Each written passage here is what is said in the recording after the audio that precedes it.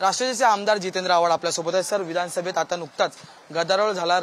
आमदार रवी राणा यांनी एक वक्तव्य केलं, त्यानंतर तुम्ही त्या मुद्द्यावरून त्यांना पुन्हा प्रत्युत्तर दिलं। विरोधी पक्षनेते विजय वडेट्टीवार यांनी सुद्धा त्या मुद्द्यावरून एकंदरीत रवी राणा यांना उत्तर देण्याचा असं आहे की पहिली गोष्ट म्हणजे डॉक्टर बाबासाहेब आंबेडकरांचा सन्मान हा कायम काँग्रेसने केला।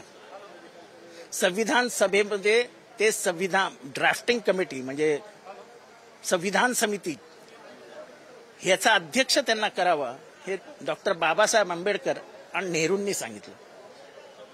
संविधान सादर झाल्यानंतर हे संविधान आम्हाला मान्य नाही, ह्याच्यात मनुस्मृतीचा स्पर्श नाही, ह्याच्यात जगातनं सगळे संविधानाचे मुद्दे काढून हा संविधान बनवलेला आहे असं म्हणत त्यांनी डॉक्टर बाबासाहेब आंबेडकरांच्या कर्तृत्वाचा अपमान केला, त्यांच्या बुद्धीचा अपमान केला।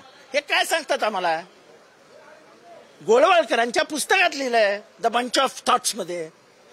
आरएसएसने उघडपणाने विरोध केला होता। आरएसएसच्या मुख्यालयावरती 1993 पर्यंत काळा झेंडा लागत होता, तिरंगा लागत नव्हता। काँग्रेसची लोक घुसली, आजही केस आहे, आणि त्यांनी वरती तिरंगा लावला।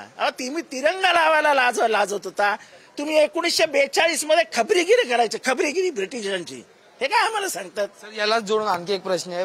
काल राहुल गांधींचं भाषण जोरदार गाजलं, त्याच्यानंतर आता पंतप्रधान नरेंद्र मोदी यांनी प्रत्युत्तर दिलं आणि राहुल गांधी यांना बालिश म्हटलेलं आहे। हे बालिश भाषण असं आता कसं आहे,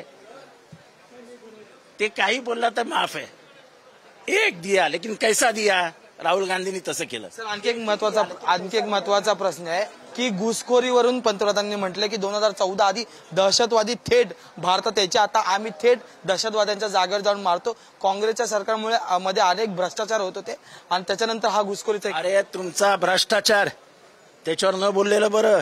इलेक्टोरल बॉन्ड्स, हा तुमचा सेबीचा स्कॅम, अख्ख्या भारतातले सगळे स्कॅम एकत्र केले ना तरी स्टॉक मार्केटच्या स्कॅमच्या बरोबर नाही आहेत।